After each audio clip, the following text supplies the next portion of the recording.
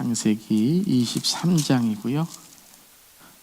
1절부터 13절까지. 우리 온라인에 함께 하시는 성도님들도 동일한 은혜를 사모하시는 마음으로 우리 다 함께 우리 창세기 23장 우리 1절부터 13절까지 우리 함께 봉독하겠습니다.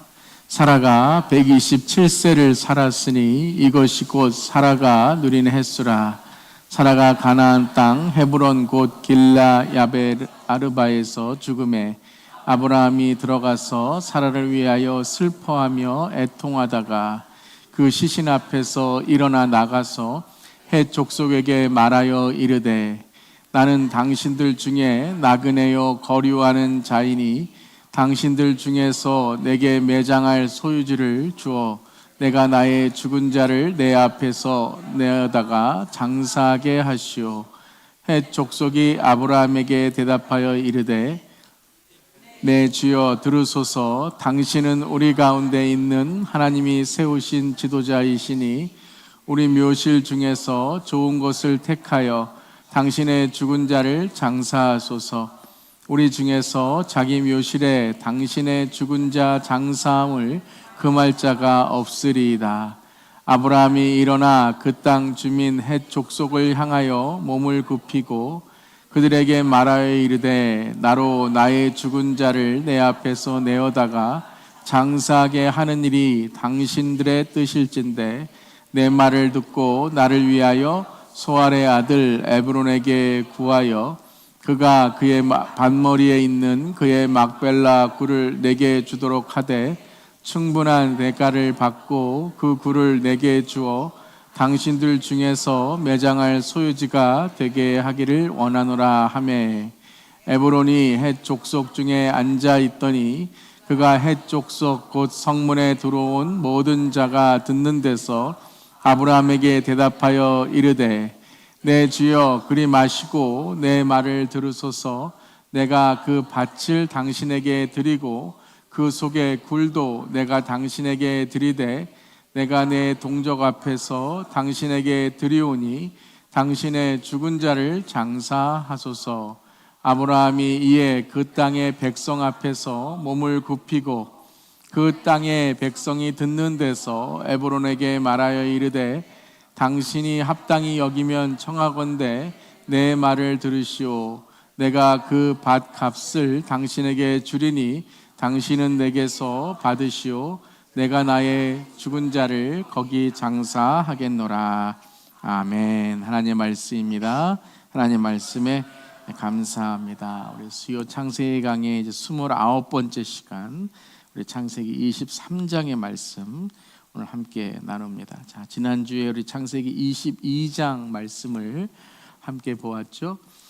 자, 22장부터 24장까지는 하나의 그림으로 우리가 봐야 됩니다. 그래서 오늘은 좀 이 22장부터 24장까지의 통독을 먼저 보고 22장과 23장이 어떤 연결이 있는가, 또 22장과 24장이 어떤 연결이 있는가 함께 우리 통독으로 보기를 바랍니다. 자, 22장은 하나님이 누구신지를 드러내는 그런 말씀이었죠. 그래서 여호와 이레, 하나님이 준비하신다, 하나님이 보여주신다라는 여호와 이레의 하나님을 우리가 배우는 그런 장면이었습니다.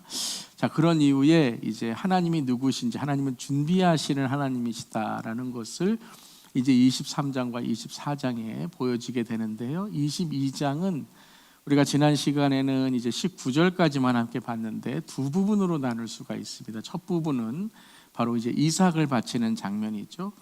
자, 이삭을 바치는 장면에 하나님이 누구신가를 깨닫는 건 무엇이냐면 하나님은 죽음에 대하여 준비하신다라는 거예요. 그러니까 이삭이 바치는 것은 단지 이삭을 제단에서 바치는 그러한 시험만이 아니라 하나님께서 여호와 이레 하나님이신데 무엇을 준비하시는가? 특별히 이삭이 이제 그 죽음에 대하여 하나님은 특별히 이제 우리 히브리서를 보면 이삭이 죽었지만 다시 살 것을 아브라함이 믿었다.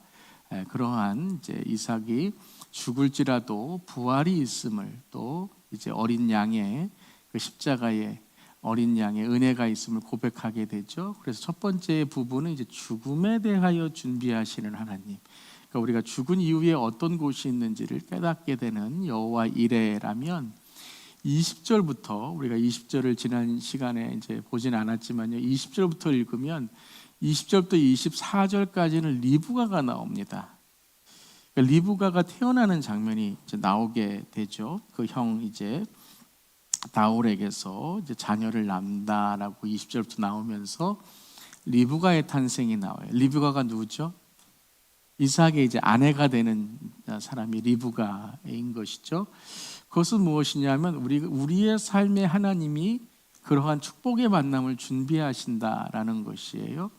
그래서 하나는 이제 우리의 죽음 이후에 하나님께서 무엇을 준비하시는가? 그것은 바로 우리에게 하나님의 그 나라 천국을 준비하시는 거고, 또 이삭에게 또 하나를 준비하시는데 그것은 리브가를 통해서 이삭이 이제 하나님의 축복 가운데 가정을 이루는 것을 이제 말씀하시게 되죠. 자, 이것이 이제 23장과 24장으로 우리가 볼 수 있는 거예요. 23장은 뭐냐 하면 사라의 죽음과 무덤이죠. 그러니까 사라가 죽은 이후에 무덤을 이제 구입하게 되는데 그 장면이 또 무엇을 우리에게 말씀하시는가? 이게 바로 이제 22장의 이삭의 받침과 연결할 수 있는 장면이고, 24장에는 무엇이 나오냐 하면 리브가를 아내로 삼는 장면이 나와요. 이것은 이제 22장 20절부터 24절 말씀을 연결해서 우리가 이제 읽게 된다라는 것이에요. 그래서 여호와 이레 하나님은 어떤 것을 준비하시는가? 단지 이 땅에 있는 것만이 아니라 우리의 삶 이후에 이삭을 바치는 그런 우리의 삶을 통해서 믿음이 증명되었을 때 우리에게 영생과 천국과 구원이 허락되는 그 하나님께서 그것을 우리에게 준비하시고, 또 하나는 우리가 이 땅을 살아나갈 때 하나님께서 우리의 삶에 하나님의 축복의 만남을 준비하시고 또한 가정을 이루게 하시고 은혜의 삶을 살게 하신다라는 것을 이제 우리가 보게 됩니다. 그래서 오늘하고 다음 시간은 이제 두 가지의 하나님이 준비하시는 것, 하나는 죽음 이후에 우리가 죽음을 향하여 나아가면서 무엇을 준비해야 되는가, 하나님의 준비하심, 또 우리의 준비해야 될 것을 오늘 보고 다음 시간에는 이제 리브가를 아내로 삼는 장면을 함께 이제 보게 됩니다. 그러니까 여러분들이 22장에서 끝난 것이 아니라 22장, 23장, 24장 이렇게 계속 이어져 나가는 그러한 하나님의 말씀이다라는 것을 우리가 보게 되는 것입니다. 그래서 여러분들이 이런 성경을 전체적으로 통독으로 보는 눈을 이제 갖게 되시면 성경을 보실 때에 이렇게 연결해서 이제 보게 되는 거죠. 창세기만이 아니라 이제 다른 성경 책들도 그렇게 이런 오늘 이 말씀이 다음에 이런 말씀과 연결이 되는구나라는 걸 이제 깨닫게 됩니다. 자, 오늘 말씀은 이제 사라를 떠나 보내면서 아브라함이 한 일, 하나님이 준비하신 그 죽음 이후의 땅들을 아브라함이 오늘 무엇을 통해 준비하고 있는가 하는 것을 함께 보도록 하겠습니다. 자, 우리 제목만 함께 읽어보겠습니다. 사라를 떠나 보내며 아브라함이 한 일. 자, 오늘 아브라함이 한 일이 뭐냐면 준비한 일입니다. 그러니까 하나님이 여호와 이레라는 것을 깨닫는 믿는 자들, 성도들, 그리고 그리스도인들은 우리의 삶에 준비해야 될 것이 있다라는 거예요. 그래서 하나님의 임재를 22장에 경험한 이후에 23장에 아브라함이 한 일이 무엇인가, 사라를 떠나보내면서 준비한 것이 무엇인가, 그것이 바로 23장에 사라의 죽음과 함께 무덤을 이제 매장지를 구입하는 장면이 이제 나오게 됩니다. 자, 오늘 말씀을 통해서 23장 함께 사라를 떠나보낸 후에 아브라함이 무엇을 준비했는가 함께 보도록 하겠습니다. 자, 첫 번째는 이제 사라의 죽음의 이야기가 나오죠. 함께 읽겠습니다. 믿음의 동반자 사라에게도 죽음이 찾아왔습니다. 그러니까 우리 모든 인간에게는 죽음의 문제가 찾아온다라는 거예요. 그것이 믿음을 가진 사람이건 믿음을 갖지 않은 사람이건 또 사라와 같이 아브라함과 같이 믿음의 조상이 되는 사람이건 다 하나님께 돌아가는 인생, 죽음이 있는 인생이다 라는 것을 보게 돼요. 그런데 1절에 이렇게 사라의 죽음에 대해서 우리에게 설명합니다. 함께 읽겠습니다. 사라가 127세를 살았으니 이것이 곧 사라가 누린 해수라. 자, 사라가 몇 년을 살았어요? 127년을 살았어요. 예, 그러니까 127년에 이제 사라가 죽게 되었다는 이 장면을 사라가 120세에 죽었다 그러지 않고 뭐라고 오늘 설명하고 있어요? 127세를 살았으니. 예, 그러니까 그냥 갑자기 죽은 것이 아니라 그의 생명이 다하여서 하나님이 부르신 그 해가 바로 127년이 되었던 해. 그래서 사라가 누렸다. 하나님이 허락하신 삶을 누린 횟수다라는 거예요. 여러분과 저에게도 이렇게 하나님이 허락하신 삶을 누리고 주 앞에 나아갈 수 있기를 바랍니다.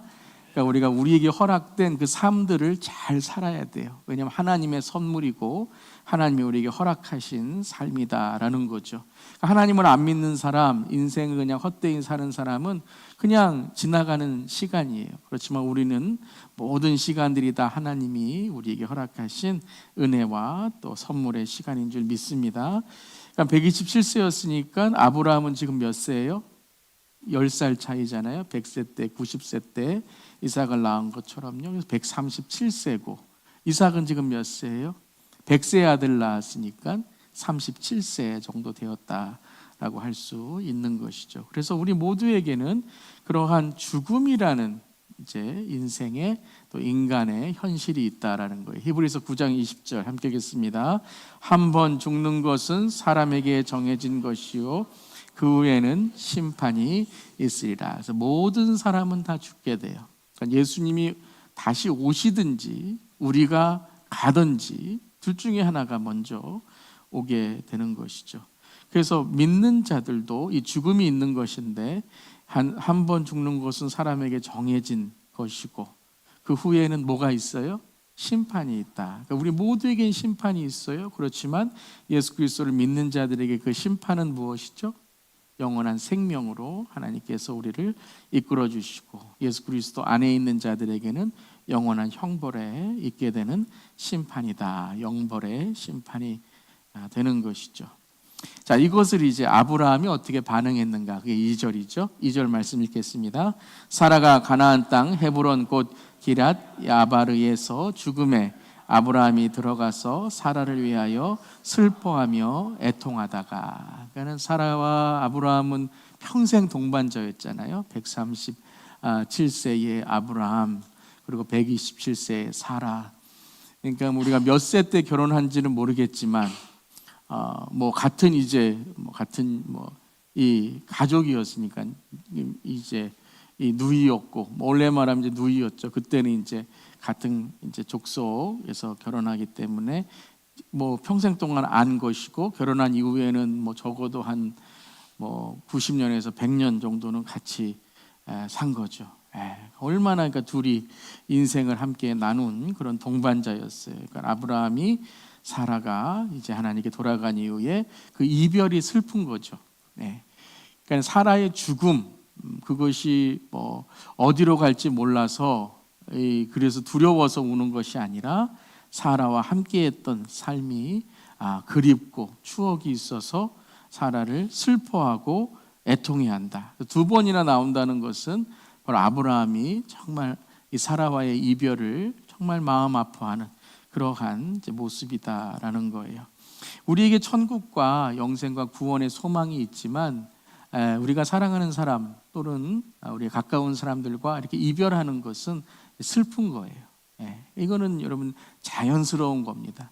그래서 우리는 천국이 있으니까 울지도 말고 슬퍼하지도 말고 그런 건 아니에요. 우리가 이별은 슬픈 거예요. 언젠가 만나게 되겠지만 천국에서 만나게 되겠지만 슬픈 것이고 마음 아픈 거예요. 그렇기 때문에 우리는 그러한 마음 아픔과 슬픔을 함께 공감하고 함께 나눌 수 있기를 바랍니다. 그래서 우는 자들과 함께 웃고 우는 자들과 함께 울 수 있는 그러한 사람이 된다. 아브라함도 이별이 슬펐다라고 하는 것이죠. 그렇지만 그의 슬픔은 뭐예요?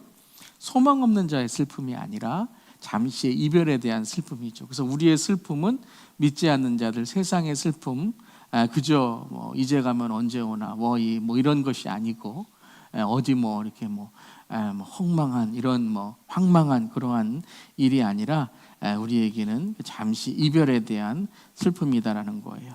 이것이 데살로니가 전서 바울은 이렇게 우리에게 전하고 있죠. 함께 읽겠습니다.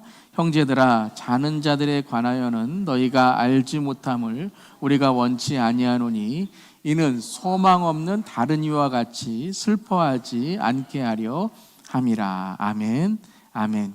우리가 죽음이라는 것, 이별이라는 것, 또 사랑하는 사람이 때로는 떠나는 그러한 일들, 혹은 우리가 함께 있다가 또 어떤 타주로 이사하는 일들, 참 그런 이별은 슬픈 것이지만 우리의 슬픔은 소망 없는 자들의 슬픔과는 달라야 될 줄 믿습니다. 그러니까 소망 없는 자들의 슬픔은 뭐예요? 계속해서 허망한 거죠. 극복할 수가 없는 거예요. 그것이 아니라 우리는 슬퍼하지만 그 슬픔을 이길 수 있는 소망이 있는 줄 믿습니다. 그게 천국의 소망이에요. 그래서 우리 그리스도인들은 이렇게 슬픔이 오고 아픔이 올지라도 그 슬픔과 아픔의 기간이 있지만 그것을 천국의 소망으로 또 우리가 함께 만날 그날을 기대하면서 이길 수 있는 줄 믿습니다. 그래서 우리가 슬픔은 함께 나누지만 또한 우리의 슬픔이 단지 세상 것들과 달라야 된다라는 거예요. 그래서 이제 아브라함도 슬픔의 기간을 가진 이후에, 애통함의 기간을 가진 이후에 3절을 보면 어떻게 이제 아브라함이 행동합니까? 읽겠습니다. 그 시신 앞에서 일어나 나가서 헷 족속에게 말하여 이르되. 자, 일어나 나가서, 일어난다라는 단어는 오늘 이제 이 뜻이 뭐냐면 회복했다라는 단어예요. 전환되었다. 그러니까 단지 어떤 뭐 아침에 일어나는 것처럼 일어나는 것이 아니라 어떤 슬픔에서 일어나 이제 자기가 해야 될 일을 하러 나가게 되는 장면을 이제 말하게 되죠. 자, 그래서 사라에게 있는 죽음을 통해서 아브라함의 슬픔을 나누고 인생의 현실을 이제 하나님께 드리게 되는 것입니다. 자, 두 번째. 그렇지만 이제 아브라함이 갖는 소망이 있는 거예요. 함께 읽겠습니다. 나그네의 인생 속에서 천국의 본향을 바라보았습니다. 자, 이제 아브라함이 헷 족속에게 이제 나아가게 돼요. 그리고 이제 뭐라고 이야기를 하죠? 우리 4절 다시 한번 읽겠습니다. 많은 당신들 중에 나그네요 거류하는 자이니 당신들 중에서 내게 매장할 소유지를 주어 내가 나의 죽은 자를 내 앞에서 내어다가 장사하게 하시오. 그러니까 단지 여러분 오늘 장면은 이제 사라를 매장하고 사라를 이제 무덤에 두었다라는 장면으로만 끝나는 것이 아니라 오늘 이제 아브라함의 고백을 우리가 잘 읽을 수 있기를 바랍니다. 우리 지난 시간에도 22장에 아브라함의 반응이 바로 여호와 이레 하나님을 드러내는 모습이다라고 했죠. 오늘도 이제 아브라함의 오늘 이 모습이 바로 천국을 소망하는 자들의 모습이다라는 거예요. 그런데 첫 번째 뭐라고 얘기해요? 나는 당신들 중에 나그네여 거류하는 자이니라고 했어요. 그러니까 아브라함이 첫 번째는 어떤 나그네였냐면 이방인이죠. 갈대아 우르 지방에서 떠나서 가나안 땅에 왔지만 그는 그 족속에 속한 자가 아니기 때문에 그러한 사람들과의 관계에서도 당신들 중에 나그네였지만 우리 모두는 인생의 나그네인 것이에요. 우리는 모두 이 땅에 그냥 살아가는 존재이지만 언젠간 떠나야 될 존재라는 것이죠. 나그네요 거류하는 자다. 참 이게 여러분 역설적인 단어잖아요. 나그네는 떠나야 되는데 또 거류해야 될 곳이 있어야 돼요. 머물러야 될 곳이 있는 것이죠. 그런데 이제 그 나그네여 거류인 그런 인생 속에서 오늘 아브라함이 당신들 중에서 내게 매장할 소유지를 주어 내가 나의 죽은 자 누구죠? 사라를 내 앞에서 내어다가 장사하게 하시오라고 해요. 자, 요 단어가 계속 반복이 돼요. 여러분 이 단어를 계속 한번 묵상해 보시길 바랍니다. 내가 나의 죽은 자를 장사하게 해달라. 그러니까 내가 장사하게 해달라. 내가 내 소유주를 가지고 장사하게 해달라라고 말하게 되는 거죠. 자, 이것을 아브라함도 말하고 앞으로 이제 나오는 에브론이라는 사람도 계속 말해요. 그 뜻이 무엇인가? 그건 바로 자기들의 문화 속에 장례하는 법칙이에요. 그러니까 오늘 이제 아브라함에게 이 에브론은 우리의 문화 속에 우리의 문화로 장례하는 그러한 것을 권유하게 됩니다. 그런데 아브라함 뭐라고 말해요? 하나님의 방식대로 장례하겠습니다 라는 거예요. 여러분 그리스도인들은 여러분 세상의 방식이 아니라 성경적이고 하나님의 방식으로 우리가 죽음을 맞이하고 또 우리가 장래를 뭐라고 부르죠? 부활 소망, 부활 증거, 예배가 되어야 되는 줄 믿습니다. 우리는 그저 우리 죽은 사람을 기리는 게 아니에요. 우리 죽은 사람은 하나님 은혜 가운데 또 하나님의 천국 가운데 우리가 맡기는 것이고, 남은 자들을 위로하고 또 우리가 남은 자들, 살아있는 자들이 예수님을 믿고 믿음으로 우리가 부활과 천국과 영생을 깨달아야 되는 그런 예배가 되는 줄 믿습니다. 그러니까 오늘 이 구절 속에서도 바로 이방인들의 제사, 이방인들의 장례와 또 믿는 자들의 제사, 믿는 자들의 바로 부활을 소망하는 그러한 고백이 있다라는 것이죠. 그 4절을 보면 나의 죽은 자를 내 앞에서 내어다가 장사하게 하시오. 이건 단지 이제 사라를 장사하겠다는 의미만이 아니라 어떤 문화 속에 어떤 방식으로 내가 이 장사를 하는가, 이 매장을 하는가에 대한 고백이다라는 거예요. 자, 이것을 나그네와 같은 인생을 히브리서에서 오늘은 히브리서 강해가 아니기 때문에 제가 자세히 안 보지만 히브리서를 보면 아브라함의 이야기가 나왔다가 사라의 이야기가 나왔다가 다시 아브라함의 이야기가 나옵니다. 왜 그럴까요? 사라가 먼저 죽은 거예요. 아브라함보다. 아브라함이 갈대오를 떠난 것을 히브리서에서 히브리 기자가 말한 이후에 사라에 대해서 말을 해요. 그런 다음에 사라에 대해서 이제 9절 이 증언을 한 이후에 13절에 이렇게 이야기합니다. 함께 우리 히브리서 11장 13절 읽겠습니다. 이 사람들은 다 믿음을 따라 죽었으며 약속을 받지 못하였을 때 그것들을 멀리서 보고 환영하며 또 땅에서는 외국인과 나그네임을 증명하였으니. 오늘 이 히브리 기자가 어떤 장면을 통해서 오늘 이 고백을 하는 거죠? 바로 이거죠. 오늘 우리는 당신들 중에 나그네요 거류민이다 라는 장면이에요. 그런데 13절에 외국인과 나그네임을 증언하였으니, 그렇지만 믿음으로 살아가는 삶은 우리 14절에 이렇게 고백하죠. 함께 읽겠습니다. 그들이 이같이 말하는 것은 자기들이 본향 찾는 자임을 나타내미라 라는 거예요. 무엇을 찾는다고요? 본향, 천국의 본향을 찾는 거죠. 나그네 인생 속이지만 천국의 본향을 찾는 자들이 됨이라. 자, 이것을 한마디로 얘기하면 순례자란 뜻입니다. 순례자. 그러니까 우리 믿는 자들은 나그네 인생을 살지만 천국의 본향으로 가는 누구예요? 순례자. 순례자. 순례자의 길을 가는 자다. 나그네는 목적이 없어요. 그러니까 마지막 독착지가 없는 거예요. 그래서 인생은 나그네의 길, 어디서 갔다 어디서 가는지 모르는 그런 인생이라면, 우리는 어떤 인생이에요? 어떤 인생이에요? 저 멀리 배는 나의 시온성, 오 거룩한 건 하나님 집, 하나님의 성, 하나님의 집으로 우리가 가는 순례, 목적, 독착지가 있는 우리 모두인 줄 믿습니다. 그래서 본향, 우리의 본래의 고향으로 가는 것이죠. 그것을 16절에 또한 이렇게 선포합니다. 그들이 이제는 더 나은 본향을 사모하니 곧 하늘에 있는 것이라. 단지 돌아갈 본향이 아니라, 그러니까 우리가 여러분 예수님을 안 믿어도 우리는 죽으니 어디로 간다라는 것을 깨닫는 사람들이 있어요. 종교도 이제 윤회나 이런 거는 여러분 없는 거예요. 그냥 종교적으로 만든 그런 개념이지만, 사람들이 죽은 이후에 어떤 세상이 있다는 것을 우리 믿는 사람들이 있어요. 그렇지만 그 본향으로만 끝나는 것이 아니라 그들이 이제는 어떤 본향이요? 더 나은 본향. 그냥 흙으로 왔다 흙으로 가는 그러한 인생이 아니라 우리는 어디로 가요? 그렇죠. 하나님께로 돌아가는 하나님의 나라, 즉 곧 하늘에 있는 것이다. 믿으시는 줄 믿습니다. 아멘. 우리에겐 더 본향 천국과 우리의 시민권은 어디에 있어요? 바로 하나님께 하늘에 있는지라. 함께 읽겠습니다.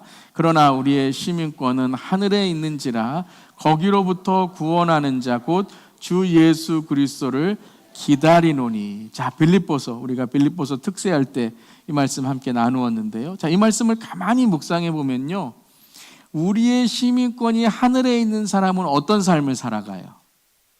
이 구절에서 거기로부터 구원하는 자 곧 주 예수 그리스도를 어떻게 한다고요?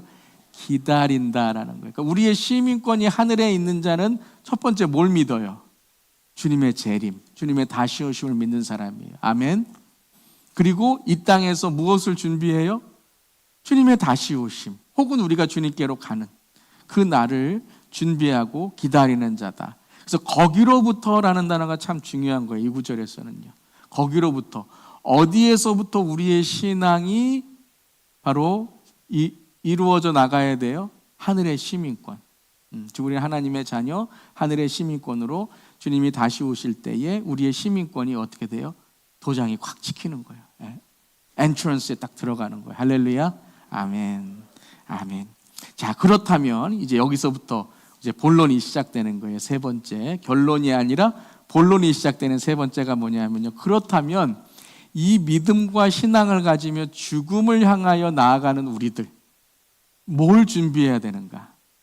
세상 사람들은 죽음을 향하여 나아갈 때 두렵고 의심이 있고 내가 어떻게 살아가야 되는가, 더 이 삶에서 집착을 갖고 살아가는데, 우리는 그렇다면 그 영생과 천국의 그 문인 죽음이라는 문을 통과하는 우리의 삶은 무엇을 준비해야 되는가? 그게 바로 이제 오늘 23장의 핵심적인 말씀이에요. 자, 3번 함께 읽겠습니다.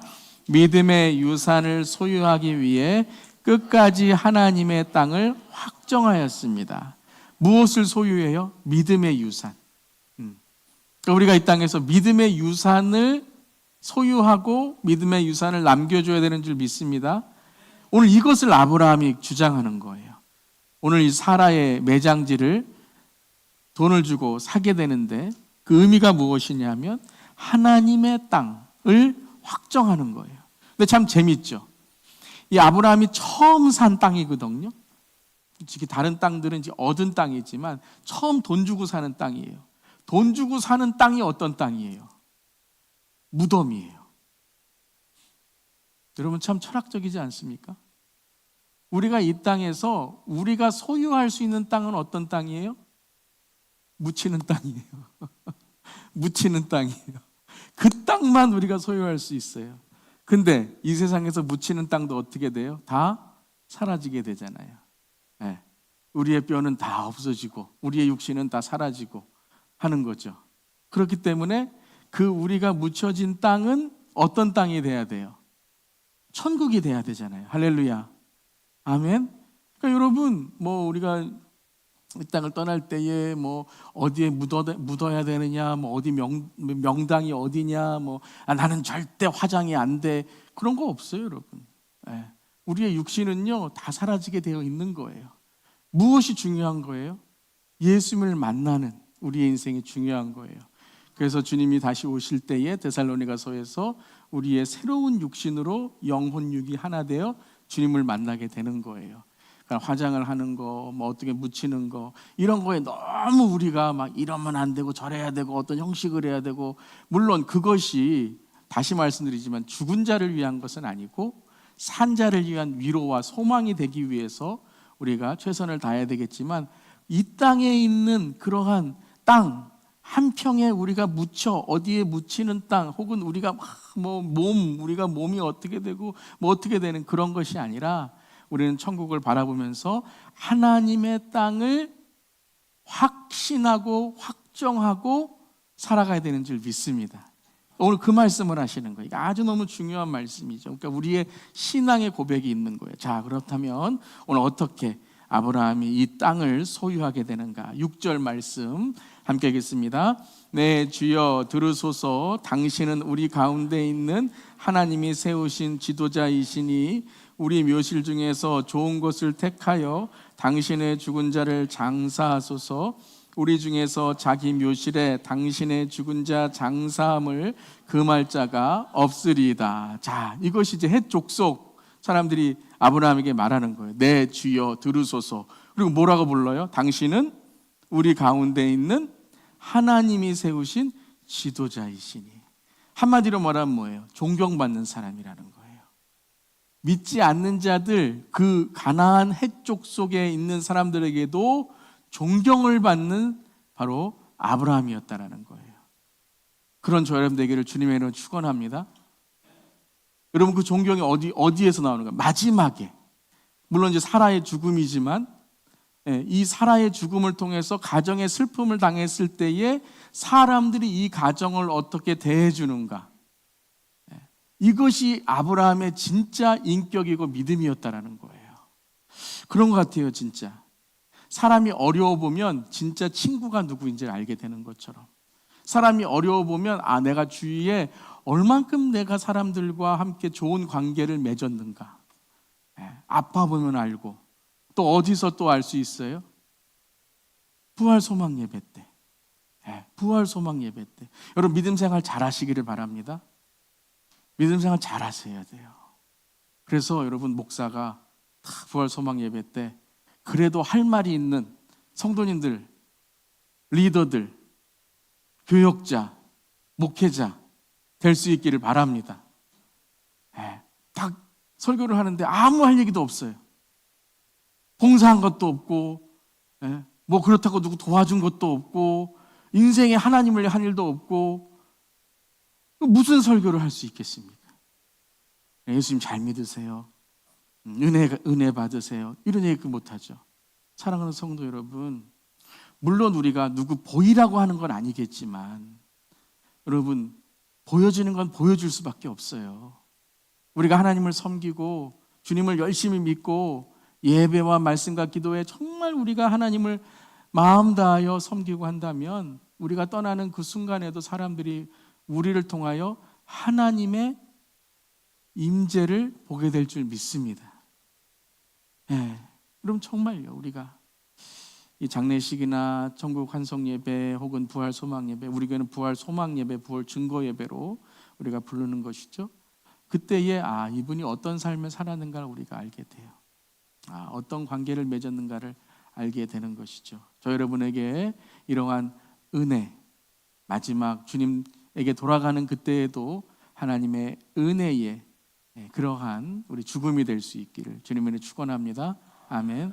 모르는 거예요. 순서대로 왔지만 순서대로 가는 거 아니잖아요.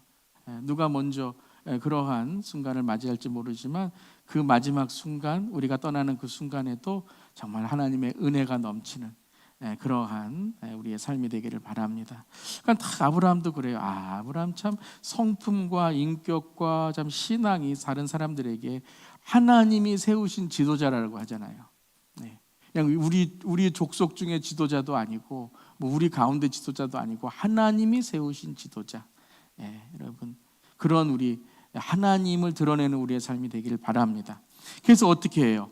좋은 것을 택하여 당신의 죽은 자를 장사하소서. 우리 중에 자기 묘실에 당신의 죽은 자 장사함을 금할 자가 없습니다. 한마디로 말하면 뭐예요? 우리 공짜로 매장지를 주겠다라는 거예요. 무료로 매장지를 주겠다. 당신 죽은 자를 장사함을 금할 자가 없다라고 없으리다라고 말하죠. 자, 여기에서도 아까 제가 말씀드린 것처럼 당신의 죽은 자 장사함을 우리 묘실에 모시라라는 거예요. 우리 묘실에 모시라. 그러니까 이게 여러분 단지 뭐 이렇게 관계가 좋아서 그냥 무료로 드리겠습니다라는 말도 있지만, 이렇게 무료로 받으면 누구의 방식대로 장례를 해야 돼요? 그 문화대로 해야 돼요. 문화대로. 왜냐하면 그 땅이 그 사람의 땅이기 때문에, 헷 족속의 땅이기 때문에 이렇게 될 수 있다라는 거죠. 자, 그때 8절 9절 뭐라고 아브라함이 말하죠? 함께 읽겠습니다. 소알의 아들 에브론에게 구하여 그가 그의 밭머리에 있는 그의 막벨라 굴을 내게 주도록 하되 충분한 대가를 받고 그 굴을 내게 주어 당신들 중에서 매장할 소유지가 되게 하기를 원하노라 하매, 돈을 주고 대가를 주고 그 굴을 산다라는 거예요. 이때는 굴에다가 매장을 하죠. 동굴에다가 매장을 하게 됩니다. 아마 그 지역에서 아마 유지 중에 한 사람이 이 에브론이라는 사람이었던 것 같아요. 그래서 그 사람이 가지고 있는 정확히 어디인지를 말해요. 막벨라 굴. 이 막벨라 굴이 뭐예요? 헤브론. 헤브론의 막벨라 굴을 달라고 이제 하게 됩니다. 산다고 이제 하게 됩니다. 하기를 원하노라라고 해요. 그랬더니 11절에 또 뭐라고 말하죠? 내 주여 그리 마시고 내 말을 들으소서.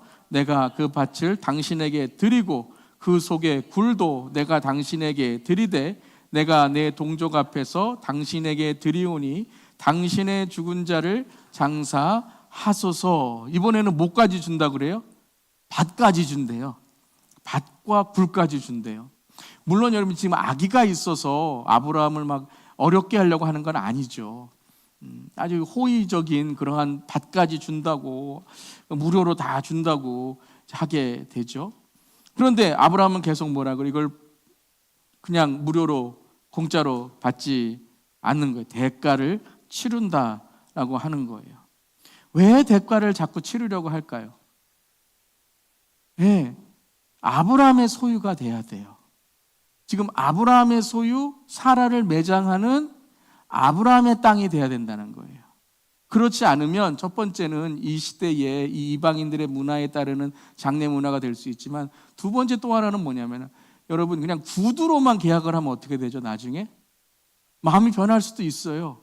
오랜 세월이 지난 이후에 이 해족속이 그때는 우리 할아버지 할머니가 마음이 좋으셔서 줬지만 그거 우리 땅 아니에요, 주세요. 그럼 어떻게 되죠? 그럼 그냥 줘야 되는 거예요. 무덤이 있지만 줘야 되는 거예요.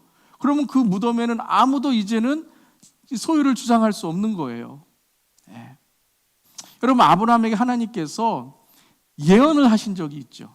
400년 후에 너희의 후손들이 이집트에서 가나안으로 돌아올 것이다.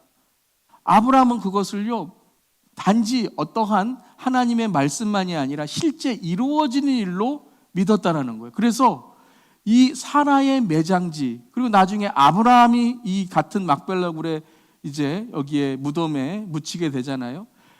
이것을 사지 않으면 그때 어떻게 돼요? 빼앗길 수도 있다라는 거예요. 하나님의 말씀을 듣고 하나님의 말씀에 비전과 사명을 갖고 이 땅을 사게 되는 거죠. 하나님의 말씀을 들었다라는 거예요.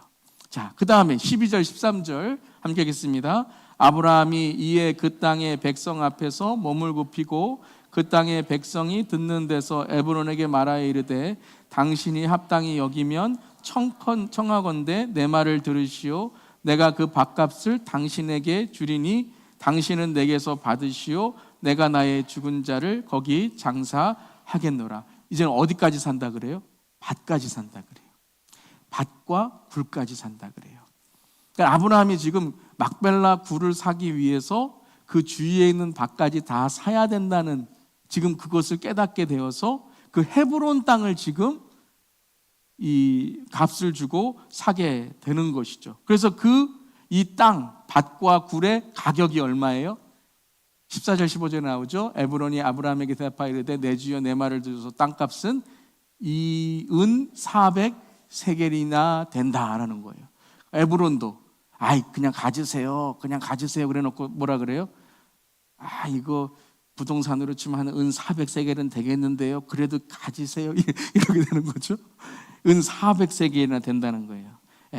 세 번이나 공짜로 준다고 했지만 아브라함은 죗값을 주고 산다라는 거예요. 왜요? 자기의 소유가 돼야 되기 때문에 라는 거죠. 자, 은 400세겔이 얼마인가?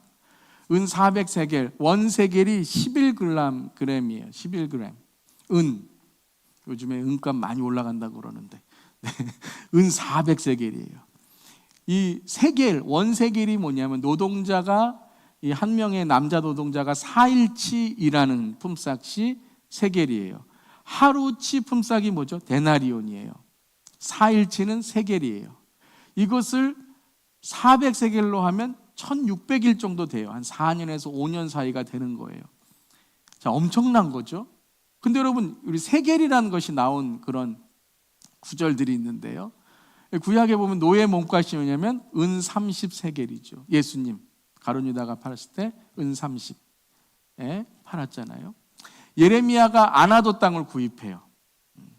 70년 후에 이제 아나도 땅이 그 땅을 소유하기 위해 미리 멸망하지만 사게 되죠. 17세겔에 사요.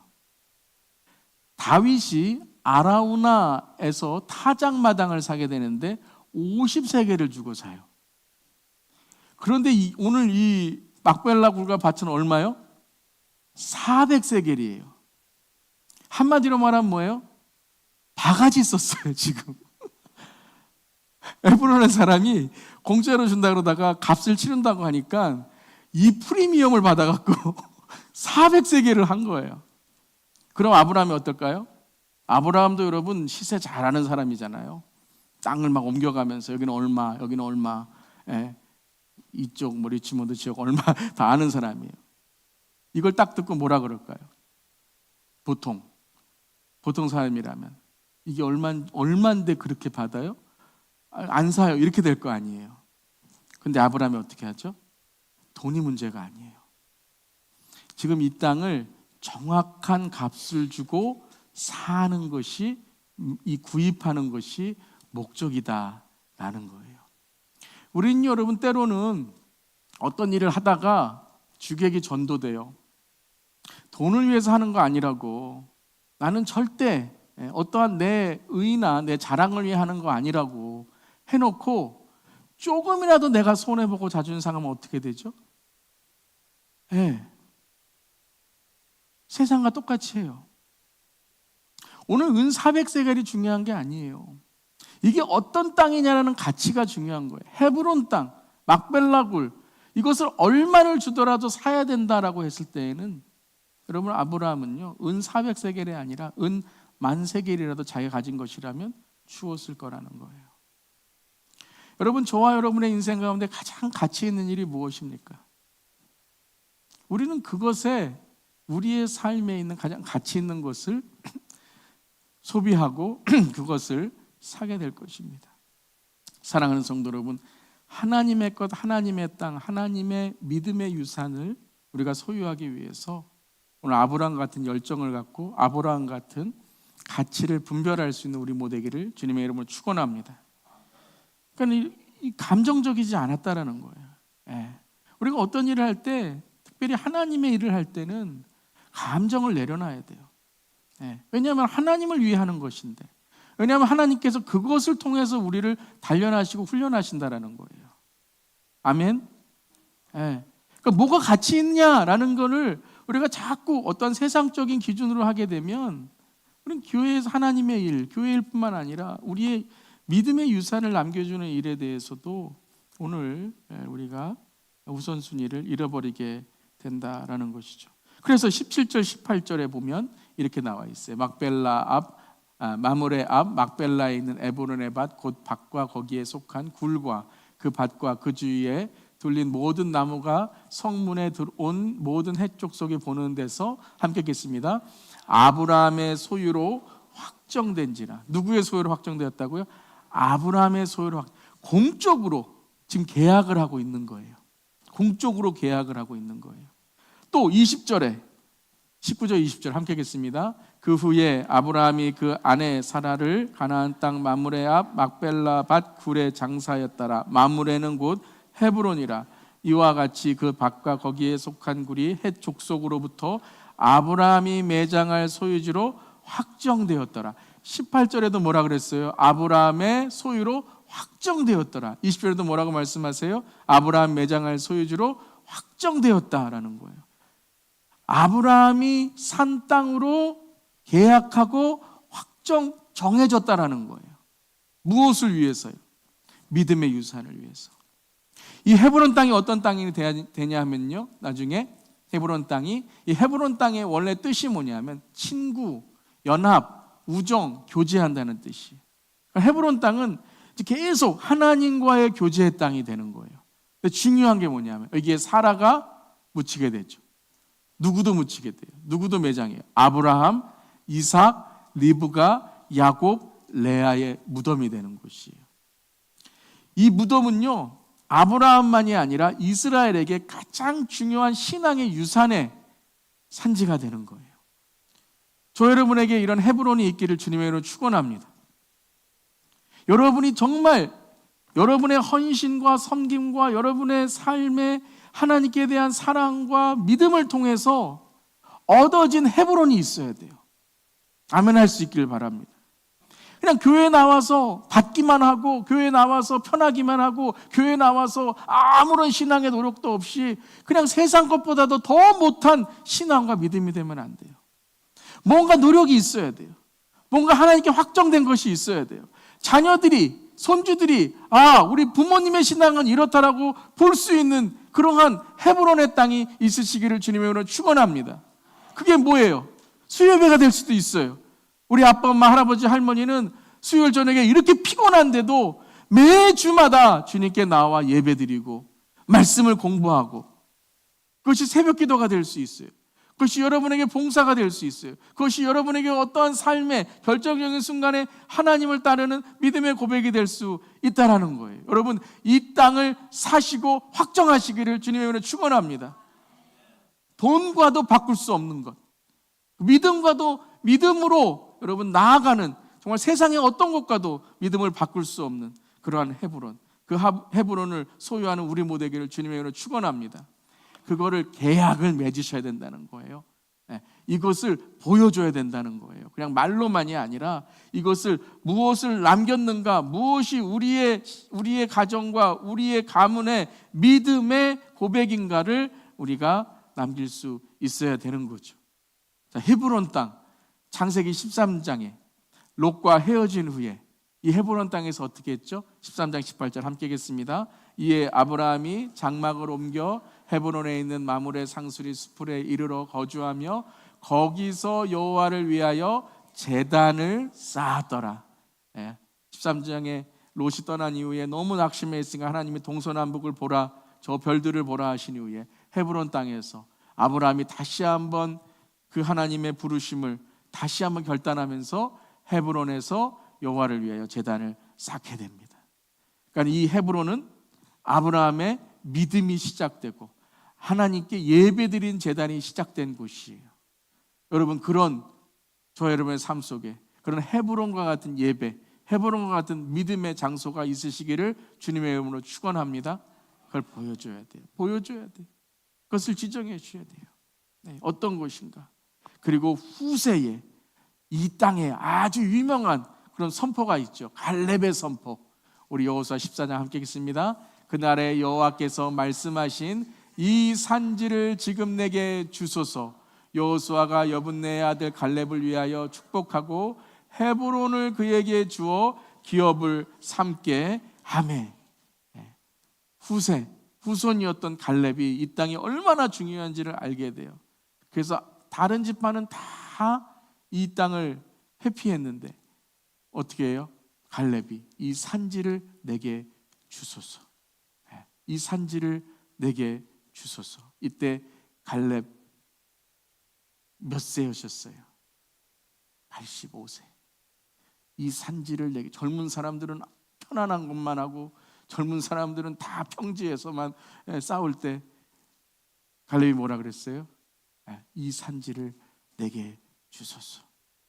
그때의 신앙의 본이 되어서 이 헤브론을 얻게 되고 이 헤브론이 그에게 갈렙의 지파, 유다의 지파에 계속해서 무엇이 돼요? 기업이 되었다라는 것입니다. 바로 믿음의 유산을 아브라함은 본 거예요. 이 헤브론을 통해서 믿음의 유산을 아브라함이 얻게 된 것이죠. 자, 우리 함께 읽겠습니다. 후세대에게 믿음과 신앙을 남겨주기 위해 마지막 죽음을 통해 우리가 해야 할, 지켜야 할 일은 무엇인가요? 여러분이 이 땅을 떠난다면 우리의 자녀들, 우리의 후손들에게 나는 무엇을 남겨줄 것인가? 그럼 그걸 준비하셔야 돼요. 그걸 준비하시고 그것을 사기 위해서 여러분들이 노력하셔야 돼요. 그리고 그것을 우리 자녀들에게 보여주어야 돼요. 내가 주님을 위해서 헌신한 일이 무엇인가를 보여주고 남겨줘야 될 때, 그때 우리는 이 사라의 매장지처럼 또는 아브라함, 야곱, 이삭의 헤브론처럼 우리 가정과 또 우리 교회의 믿음의 가문이 세워질 줄 믿습니다. 아멘. 우리 함께 읽겠습니다. 나그네 인생을 살아가며 영원한 천국의 본향을 바라보게 하소서. 믿음의 가문을 위해 대가를 지불하여 하나님의 땅을 소유하게 하소서. 아멘. 여러분, 대가를 지불하시길 바랍니다. 여러분, 구원은 우리에게 값없는 것이지만 그 구원의 삶은 헌신과 또한 섬김과 믿음의 유산을 남기는 노력이 있어야 되는 줄 믿습니다. 아멘. 우리